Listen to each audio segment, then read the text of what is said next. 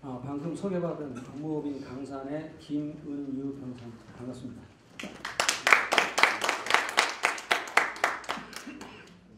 오늘 제가 발표할 주제는 가로주택 정비사업 활성화를 위한 보완 입법사항입니다. 입법을 어떻게 좀 추가적으로 보완을 해서 활성화를 하자는 그런 취지입니다.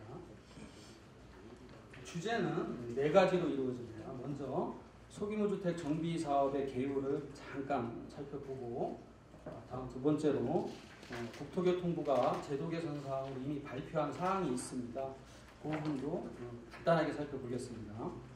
다음 3번째로 다른 법률, 소규모주택 정비사업법 말고 다른 법률이 개정되어야지만 소규모주택 정비사업법이 활성화되는 중요한 여러 가지 몇 개가 있습니다. 그 부분에 대해서 말씀드리고, 마지막으로 소규모주택 정비법의 개정 사항에 대해서 말씀드리겠습니다. 보완 입법 사항을 살펴보고자 합니다. 가로주택 정비사업이나 소규모주택 정비사업을 활성화하려면 가장 먼저 사업성에 대한 강화 조치가 있어야 될 것입니다. 현재 가로주택 정비사업이나 소규모주택 정비사업에서 가장 큰 문제는 이 사업성이 부족하다고 아우성을 치고 있고, 그래서 시공자 선정조차도 지금 어려운 입장입니다. 그래서 사업성을 강화하기 위해서 건폐율 부분, 건폐율 또는 용적률 완화, 또 주차장 완화 이런 부분들이 필요한데, 그 부분은 건축 설계사님들 영역이기 때문에 그 부분은 그쪽 분들한테 맡기고, 저는 변호사이기 때문에 변호사가 바라보는 입장에서의 보완 입법 사항만 다루겠습니다. 2012년 2월 1일 도시정비법이 개정되면서 가로주택 정비사업이 최초로 도입되었습니다. 그러다가 2018년 2월 9일부터 빈집 및 소규모주택 정비에 관한 특례법을 새로이 제정해서 시행 중에 있습니다. 소규모주택 정비사업의 개요를 간단히 좀 보면 표가 자세히 정리가 되어 있습니다. 대상, 정의, 규모, 시행 방법, 시행자 등 자세히 되어 있는데, 규모만 좀 간단히 설명드리고 넘어가겠습니다. 자율주택 정비사업은 단독주택의 경우 10호 미만, 서울시는 18호입니다. 조례로. 다세대 연립주택은 20세대 미만이고 서울시의 경우에는 36세대입니다. 가로주택 정비사업은 단독은 10호 이상, 자율은 10호 미만이지만 10호가 넘어가면 가로주택 정비사업으로 해야지 자율주택 정비사업은 안 됩니다. 다세대인 경우에는 20세대 이상이어야 됩니다. 그 다음에 소규모 재건축 사업은 이제 공동주택을 대상으로 합니다. 공동주택을 대상으로 하는데, 노후불량 건축물이라는 요건이 충족이 돼야지만 사업 시행이 가능합니다. 그리고 200세대 미만인 경우에 소규모 재건축 사업이 시행할 수 있습니다. 이미 가로주택 정비사업을 활성화하기 위해서 국토교통부가 제도 개선을 하시겠다고 발표한 사항입니다. 이 부분은 다음 발표자께서도 발표 내용에 들어있는 것 같아서 저는 좀 더 간단히만 말씀드리겠습니다.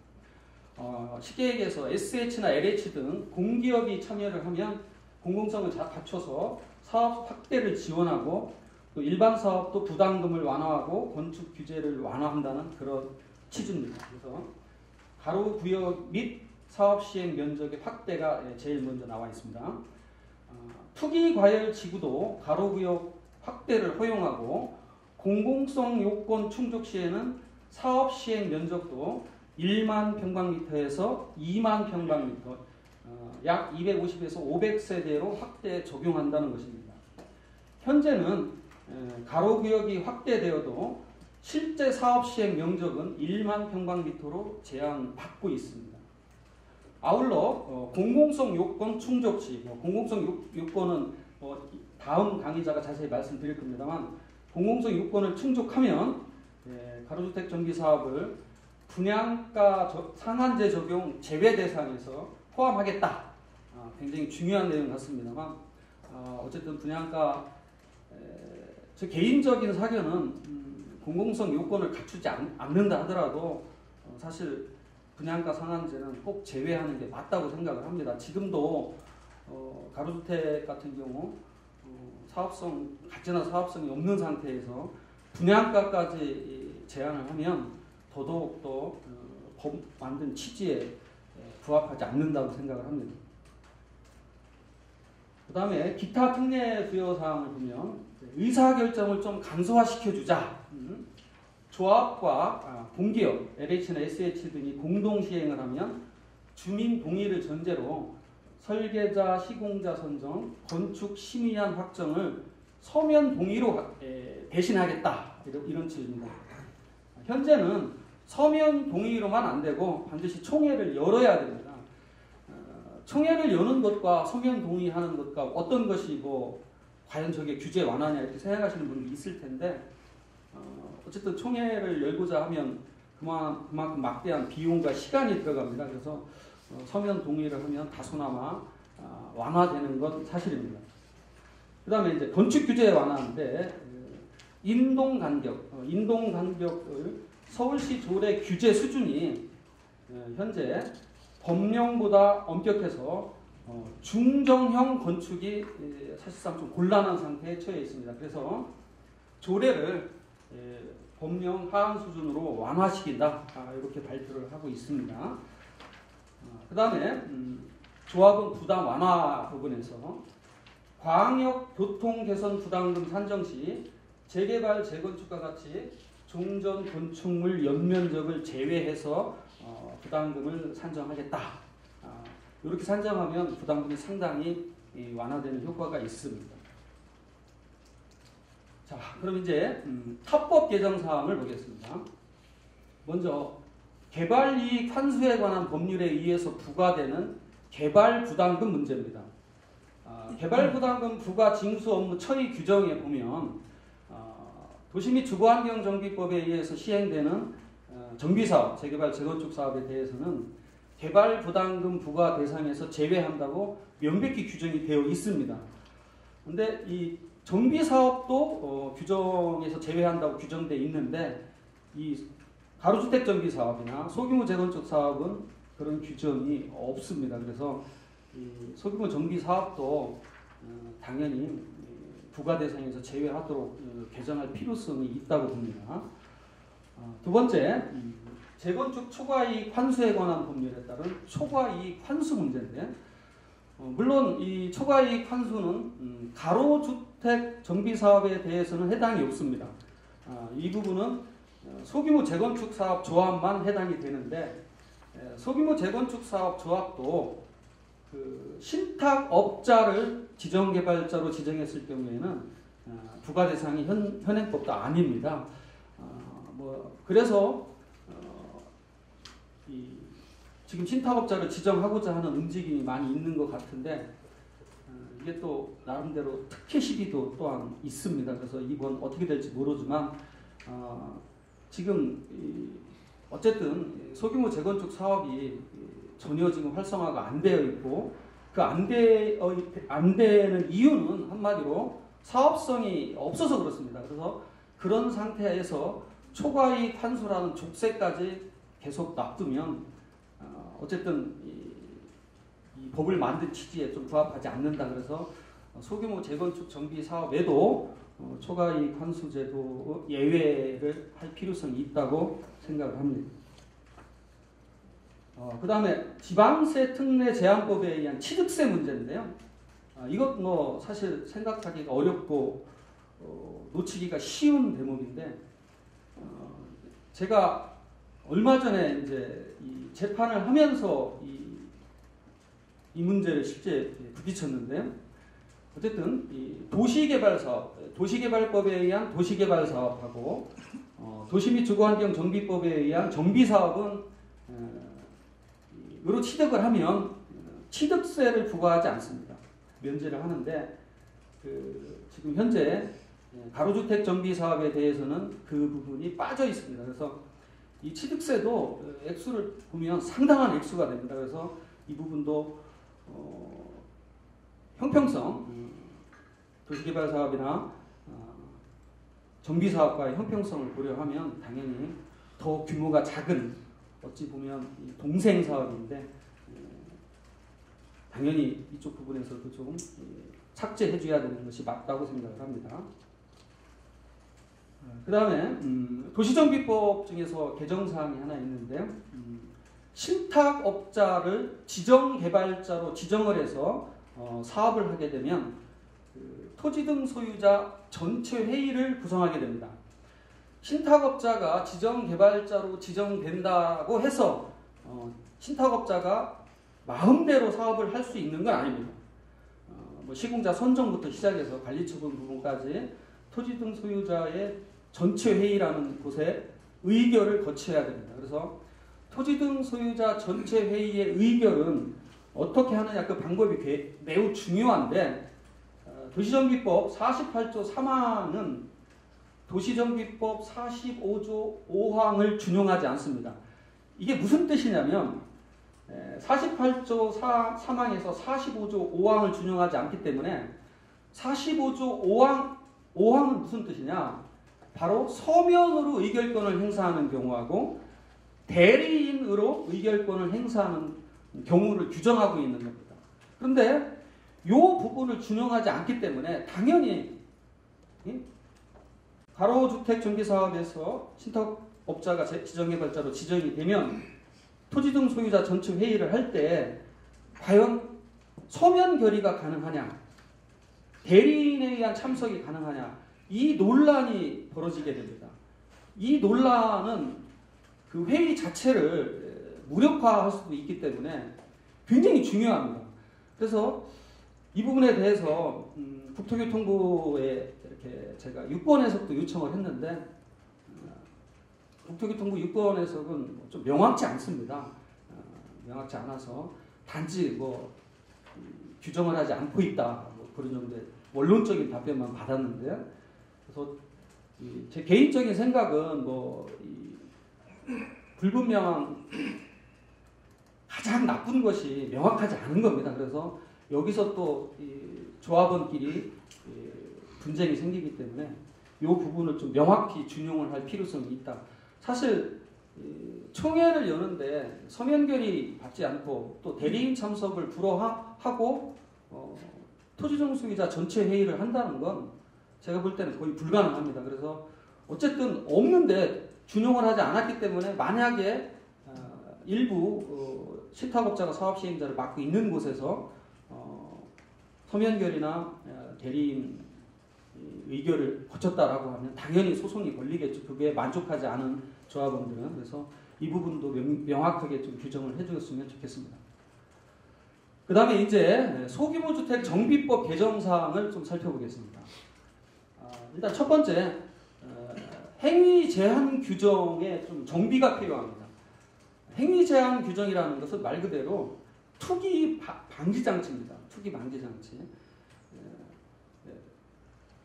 도시 및 주거환경 정비법에 의한 재개발 재건축 사업은 정비구역으로 지정되면 자동으로 뭐 건축이 제한된다든지 토지 분할이 제한된다든지 여러 가지 행위 제한 규정이 있습니다. 그런데 이 소규모 주택법에는 그런 행위 규정이 없고 다만 2018년 8월 20일 날 재정법에 보면 정비구역 지정 후 분할된 토지는 입주권을 주지 않고 현금 청산한다. 이렇게 규정을 하고 있습니다. 정비구역 지정 후 분할된 토지란, 그러니까 즉 가로주택 정비사업이나 소규모주택 정비사업은 일반 도시정비법에 의한 재개발 재건축 사업과는 달리 먼저 정비구역이라는 게 지정되지 않습니다. 먼저 지정되지 않고 나중에 구역으로 나중에 지정이 됩니다. 그래서 지금 이제 이 사업을 추진하고자 하는 그런 세력들이 미리 사실은 상당히 행위 제한 규정을 피해서 없기 때문에 뭐 조합원 수를 늘린다든지 그런 행위가 지금 나타나는 걸로 보입니다. 그래서 어쨌든 이런 지적을 하니까 법에 좀 보완을 해줬습니다. 보완을 해줬는데 그걸 좀 세분화해줬습니다. 세분화해줘서 이제 사업 시행 구역이 확정된 후 이걸 좀 나눠서 공공 시행자가 지정된다든지 또 지정 개발자가 지정 도시되고 또는 주민 합의체가 구성 신고가 된다든지 조합 설립 인가가 된다든지 이 방송을 보시는 대부분들은 조합에 관심이 있을 거니까 쉽게 얘기해서 조합 설립 인가가 난 이후에 토지를 분할하면 그 분할된 토지를 취득한 자는 아파트 입주권이 없고 현금으로 청산한다는 겁니다. 그런데 문제는 뭐냐면 토지를 분할하는 건 이렇게 막았지만 지분 쪼개기에 대한 규정이 없습니다. 실질적으로 가장 투기 수단이 지분을 쪼개는 거지 아예 토지 자체를 필지를 분할하는 게 아닙니다. 그래서 이 부분도 하루빨리 개정이 이루어져야 선량한 토지 등 소유자들의 피해를 좀 막을 수 있지 않나 그렇게 생각을 합니다. 그 다음에 주민 합의서에 보면 법 22조 3항 6호에 보면 주민 합의서에 들어갈 내용에 시공자 또는 정비사업 전문 관리업자의 선정 이렇게 되어 있는데 여기 설계자가 빠져 있습니다. 설계자가 안 들어갈 이유가 전혀 없습니다. 그래서 주민 합의서에 설계자 선정도 보완될 필요성이 있습니다. 그다음에 이제 조합 설립 동의 방법도 좀 보완할 필요성이 있습니다.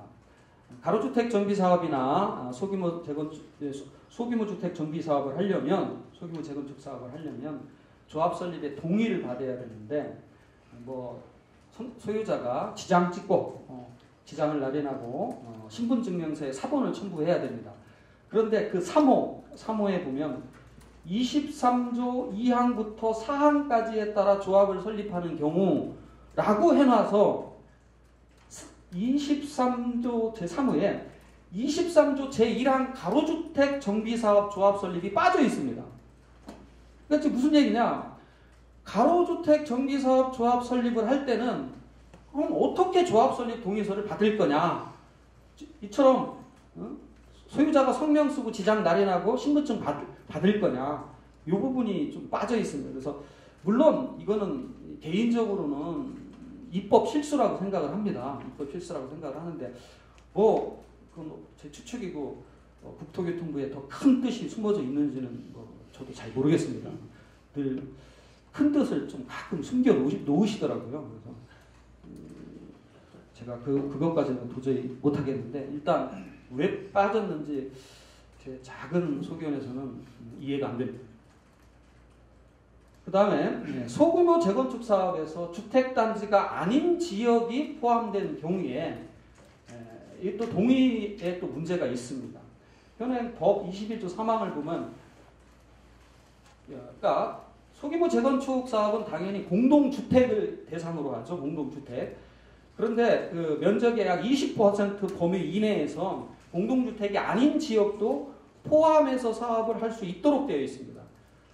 그래서 그 부분에 어떻게 공동주택이 아닌 지역 부분에 동의를 받을 거냐 이렇게 되어 있는데 여기 토지 또는 건축물 소유자의 4분의 3 이상 및 토지 면적의 3분의 2 이상의 토지 소유자의 동의를 받아야 된다 해서 이게 아시다시피 소규모 재건축 사업은 토지만 가진 자, 건물만 가진 자는 입주권이 없습니다. 아파트 분양권이 없습니다.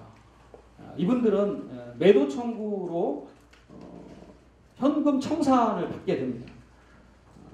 근데 어차피 분양권도 없는, 분양권도 주지 않으면서 토지 소유자, 건축물 소유자한테 동의서 당신 내놔라라고 하면 매도 청구를 했을 때 그 가격이 만족하는 사람이 거의 없는 현 시국에서 누가 동의서를 내겠습니까? 동의서 내면 하다못해 아파트 한 채라도 준다면 모르겠는데, 그래서 이 부분도 사실은 도시정비법에서 이미 수많은 논란이 있었고 엄청난 혼란이 있었습니다. 그래서 대법원 판결도 이미 나 있는데도 불구하고 또 이렇게 입법을 하실 때 또 그냥 도시정비법을 그대로 또 갖고 와가지고 똑같은 논란이 생겼습니다. 똑같은 논란이. 그래서 아예 토지만 소유하거나 건물만 소유하는 자는 동의 대상에서 아예 빼는 것이 분쟁을 예방하는 첫걸음이고, 또 법도 그래서 토지 또는 건축물이라고 하지 말고 토지 및 건축물 소유자라고 명확하게 개정을 해주면, 물론 이렇게 이 자리에서 저는 변호사인데 너무 많이 개정해주면 제 먹거리가 다 사라지는데 걱정이긴 합니다. 재판이 안 생길 테니까. 저도 이 재판 많이 했거든요. 이 재판으로 해서 손님비도 많이 받고 그랬었는데 걱정이긴 하네요. 그 다음에 100인 이하 대의원의 구성 문제가 있습니다. 법 56조 1항에 의해서 준용되는 도시정비법을 보면 대의원의 구성을 강행 규정으로 하고 있습니다. 즉 조합원 수가 100명 이상인 조합은 반드시 대의원회를 두도록 되어 있고, 이 부분은 소규모 주택 정비법도 준용을 해서 도입을 하고 있습니다. 그럼 문제는 조합원 수가 100인 이하는 어떻게 할 거냐? 100인 이하면 10분의 1로 구성이 되면 아까 소규모 재건축 사업에 할 수 있는 사업 대상이 200세대 미만이라고 그랬습니다. 200세대 미만. 그럼 200세대 미만이면 199세대인데 199세대의 10%로 대의원회 구성해봤자 19명입니다. 19명. 그럼 뭐 이사에 5명, 7명 두는 거하고 19명하고 큰 차이도 없습니다. 근데 100명 넘는 곳도 아마 많지 않을, 100명이 넘으면 당연히 대의원을 구성하지만 100명이 넘지 않는 99명까지는 10명으로 하도 9명인데 9명하고 9명 대의원회하고 뭐 5명 이사회하고 도대체 이거는 아니라고 생각을 합니다. 대의원회는 많은 부분에 있어서 총회 의결을 대행을 하고 있습니다. 그래서 이 총회를 완전히 왜곡시킬 우려가 너무나 큽니다. 그래서 이 부분은 아예 100인 이하의 소규모 주택 정비사업 조합에서는 아예 대의원회를 금지하는 것이 어떻겠느냐. 이 부분은 제 사견입니다. 그래서 그렇게 하면 조합원들의 총의를 더 반영을 할 수 있고, 또 총회 자체가 100명 이하기 때문에 충분히 총회를 열어도 많은 비용이 들지를 않습니다. 그래서 이 부분도 지금 실무 현장에서 엄청난 혼란을 겪고 있습니다. 대의원을 두자, 왜 두냐, 안 된다, 뭐 엄청난 혼란을 겪고 있고, 또 그래서 물어보면 역시 또 참 우문현답으로 나옵니다. 우문현답. 100인 이하 대의원회 둬도 됩니까? 법에는 그런 거 없으니 인가권자와 협의하시기 바랍니다. 이렇게 아주 명쾌한 대답을 내놓으시는데, 그거는 질문으로 답한 것밖에 안 된다고 생각을 합니다. 국토교통부가 안 오셔서 좀 다행이네요. 과장님이 오셨으면 혼날 텐데. 정보공개와 형사처벌 문제도 또 있습니다. 이 법 61조를 보면 이렇게 정보공개 안 하는 자에 대한 형사처벌 규정이 있는데요.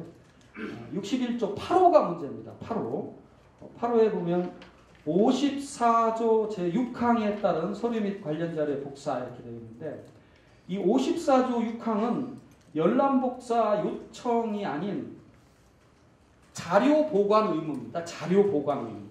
그래서 이건 명백히 입법 실수입니다. 이 부분은 명백히 입법 실수고, 따라서 61조 제8호 중에 54조 6항은 54조 제5항으로 개정을 해야 되고, 또 도시정비법 138조 제8호와 같은 처벌 조항을 반드시 신설을 해야 됩니다. 이 정비 사업에 따라 이 가로주택 정비 사업이나 도시 및 주거환경 정비법에 의한 정비 사업에 있어서 정보 공개는 매우 중요한 조문이고 투명성을 담보하는 엄청난 기능을 수행하고 있습니다. 그래서 이 부분도 하루빨리 좀 개정이 이루어지기를 기대하고 있습니다. 그 다음에 7번째로 이제 지구단위 계획 문제입니다. 지구단위 계획 문제. 2019년 8월 20일 날 지구단위 계획에 대해서 법이 개정됐는데, 이제 이게 무슨 뜻이냐면 만일 기존에 어떤 자기가 사업을 하고자 하는 내가 어느 지역에 가로주택 정비 사업을 하고 싶다. 그런데 그 지역이 이미 지구 단위 계획이 수립되어 있다라고 한다면 그 지구 단위 계획과 다르게는 사업을 못 합니다. 그 지구 단위 계획과 다르게는 사업을 못 합니다. 그래서 지구 단위 계획을 먼저 내가 사업하고자 하는 내용과 같이 변경을 하고 내가 변경을 하고 나서 사업 시행 인가를 받아야 되는 엄청난 어려움이 쌓여 있습니다. 사실 이게 절차 지연에 최고 기여하는 게 바로 이 부분입니다. 지구 단위 계획 구역이 아닌 곳에 사업하면 또 사업성도 별로 없습니다.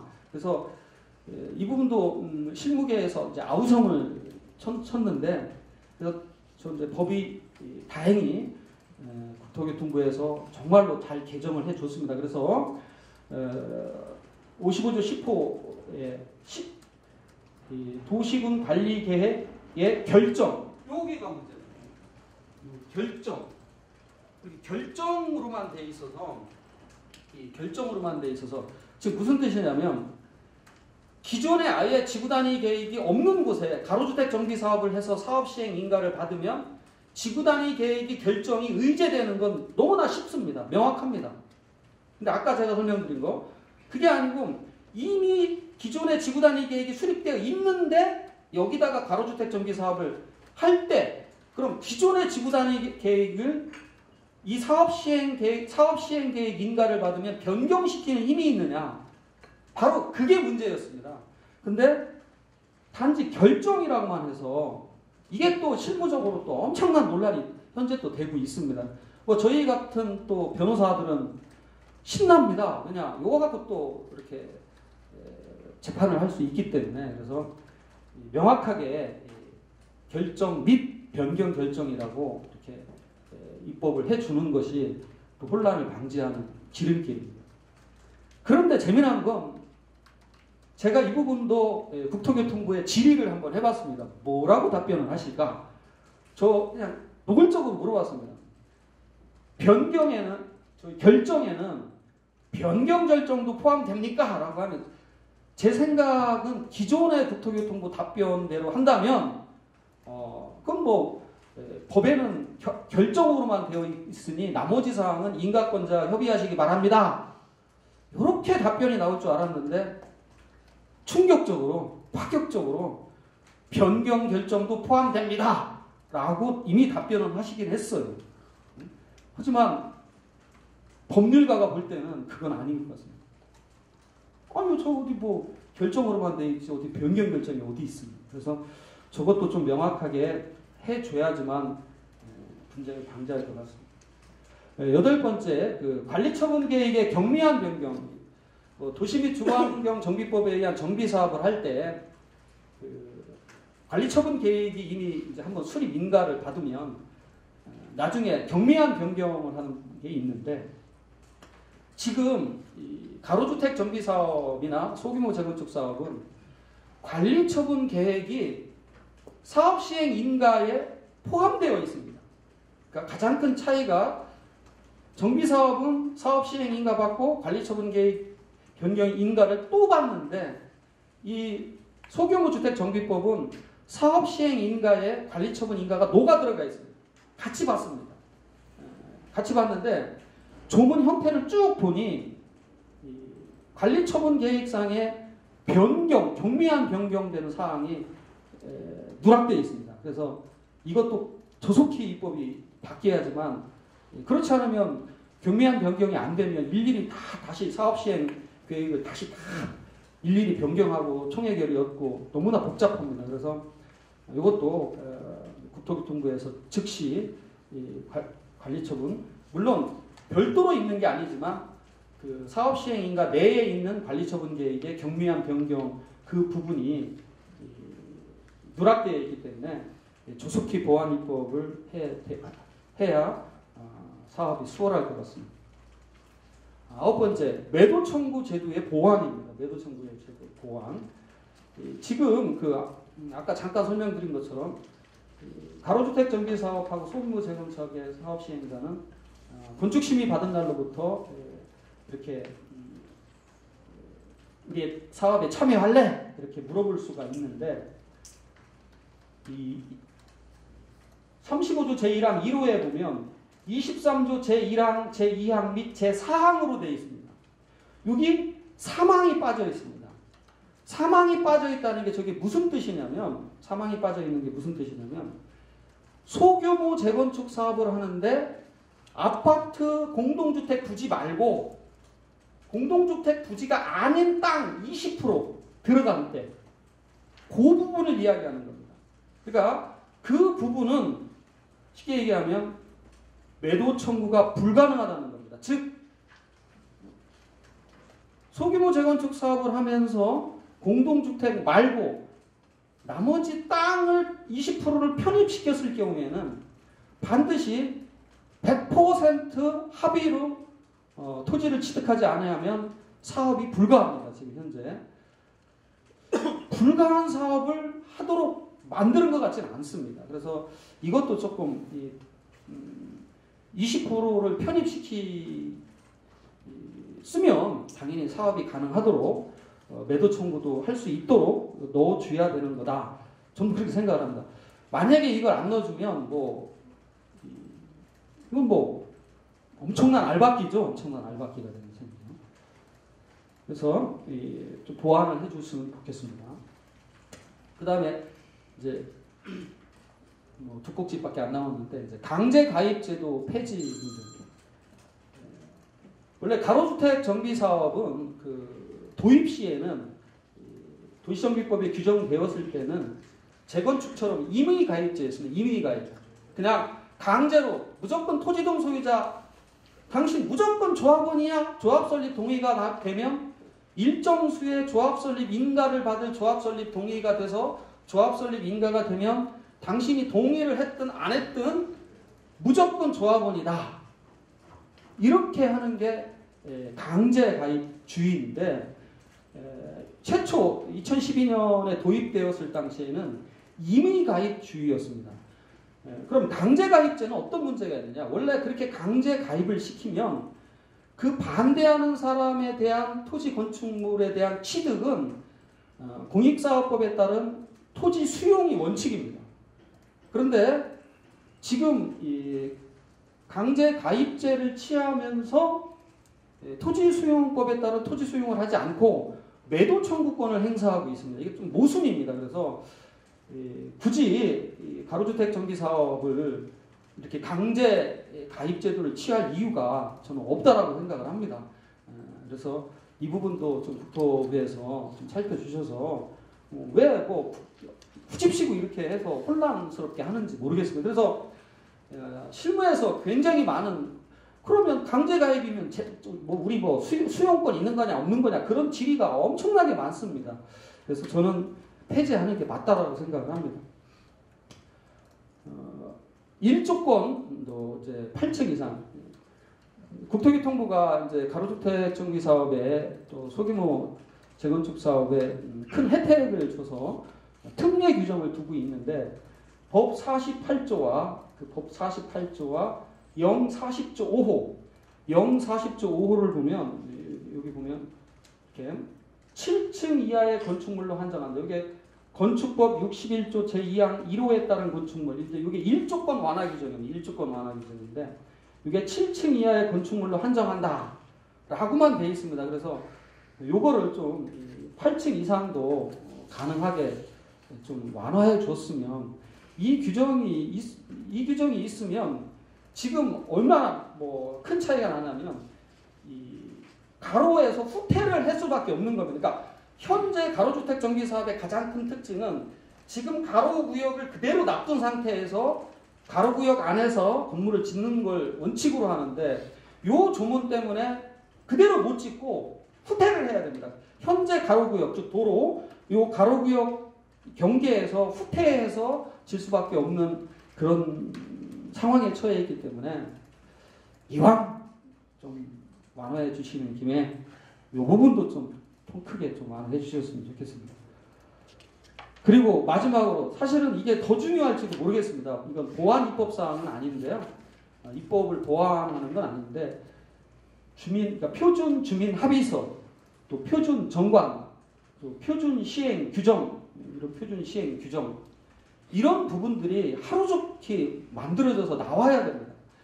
이게 안 나오고 있으니까 사실 법도 법이지만 이 규정이 어떻게 만들어지느냐에 따라서 이 실무적으로 상당히 중요합니다. 그래서 조속히 마련을 해줘야 되는데 가장 이제 한 가지만 예를 들면 이것도 이제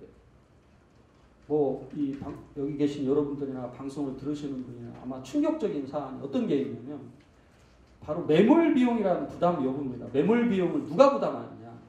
이게 도시 정비 사업에서 그동안 조합이 가다 멈추고 해산하고 그러는 경우가 많이 있습니다. 그래서 그렇게 해산됐을 때 그동안 쓴 돈은 과연 누가 부담할 거냐. 누가 부담할 거냐. 그래서 이 여러 가지 논란이 있다가 이제 저희 법위에서 대법원 판결을 받았습니다.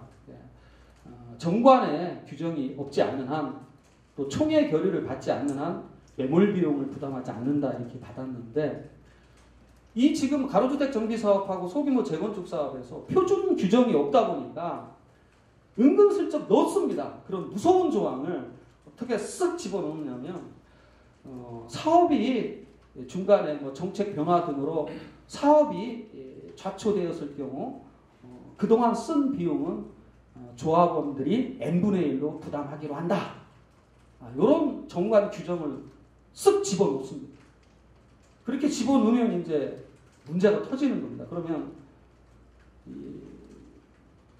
그런 규정을 집어넣고 나면 이제 어떤 일이 생기느냐. 돈을 빌려주는 시공자, 정비회사 이런 회사들도 나중에 조합원들 시기에 의해서 개인 재산으로 그 비용을 받아낼 수 있다는 그런 우려가 있습니다.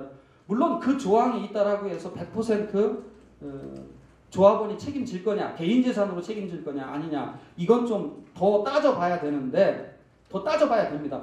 저는 그런 조항이 있다 하더라도 부담하지 않을 가능성도 있다고는 보는데 그래도 엄청난 분쟁이 생기는 거죠. 그래서 그런 조항이 없으면 어떤 효과가 있냐면 그 사업을 추진하는 조합 임원들이 연대보증을 통상 합니다. 그럼 그 사람들이 돈도 함부로 못 쓰게 제대로 감시를 합니다. 그래서 요 표준 규정을 하루빨리 만들어서 표준 정관이라든지 주민합의서, 표준 시행 규정을 만들어서 그런 부분에 대한 그 가이드라인을 확실히 제공해서 혼란을 좀 방지해 줬으면 요청을 저는 굉장히 좀 감사하게 드리겠습니다. 이상 제 발표를 마치겠습니다. 고맙습니다.